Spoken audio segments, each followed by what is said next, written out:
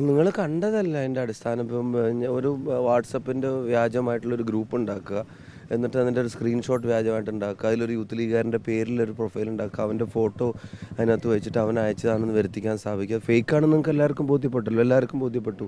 എന്നിട്ട് ആ സാധനം പിന്നെ ഉത്തരവാദിത്തപ്പെട്ട ആൾക്കാർ ഫേസ്ബുക്കിലിടുക, എന്നിട്ട് ആ ഉത്തരവാദിത്തപ്പെട്ട ആൾക്കാരുടെ വേണ്ടപ്പെട്ടവരും പാർട്ടി ഉത്തരവാദിത്തമുള്ള ആൾക്കാരും പരാതി കൊടുക്കുക, അതിലും സ്ഥാനാർത്ഥിയുടെ പേര് കൊണ്ടുവരിക.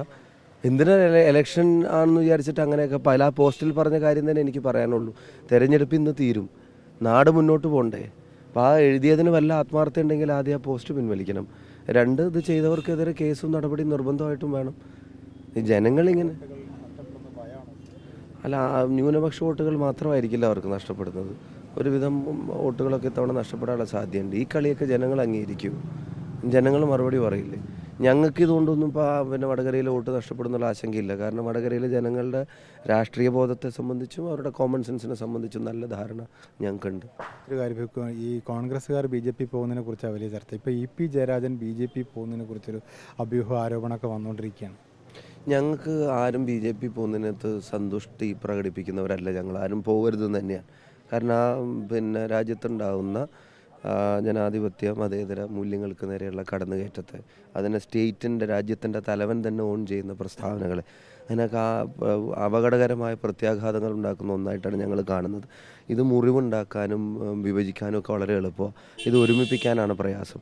അപ്പോൾ BJPയിലേക്ക് ഒരാൾ പോകുന്നതെന്ന് പറയുമ്പോഴത്തേക്കും ചാടി പുറപ്പെട്ട് അവർ പ്രകടിപ്പിക്കുന്ന പോലെ സന്തോഷം പ്രകടിപ്പിക്കുന്ന ഒരാൾ അതിലേക്ക് ആരും പോകരുതെന്ന് തന്നെയാണ് ഞങ്ങളുടെ അഭിപ്രായം. പക്ഷേ ഇവിടെ EPയെ പോലെ സീനിയറായിട്ടുള്ള നേതാവിനെ പറ്റി മുഖ്യമന്ത്രി തന്നെ കൂട്ടുകെട്ടിനൊക്കെ സംബന്ധിച്ച് പറഞ്ഞു. ഞാൻ ആ വാർത്ത കണ്ടിട്ടില്ല, നിങ്ങളുടെ പത്രസമ്മേളനത്തിൽ അറിഞ്ഞതാണ്.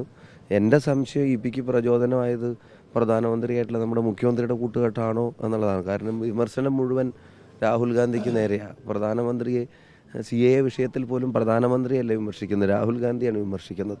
അതൊക്കെ എല്ലാവരും വാച്ച് ചെയ്യുന്നുണ്ടാവുമല്ലോ. അല്ലെങ്കിൽ ഇപ്പം അത് EPയാണ് പറയേണ്ടത്. എന്താണ് EPക്ക് കൂട്ടുകെട്ടിന് പ്രചോദനം? ഞാനല്ല, EPയാണ് പറയേണ്ടത്. മുൻകൂർ ജാമ്യമാണ്. ഇപ്രാവശ്യത്തെ 20-ൽ ഒന്നും കിട്ടാനിടയില്ല എന്നുള്ളത് കൃത്യമായി മനസ്സിലാക്കിയതിൻ്റെ പ്രതികരണമായിട്ടാണ് ഞങ്ങൾ അതിനെ കാണുന്നത്. രണ്ട് ഭരണങ്ങളെയും ജനം വിലയിരുത്തും. ജനത്തിന് കിട്ടുന്ന ആദ്യത്തെ ഓപ്പർച്യൂണിറ്റിയാണ്. രണ്ട് ഭരണങ്ങളെയും ജനം വിലയിരുത്തും.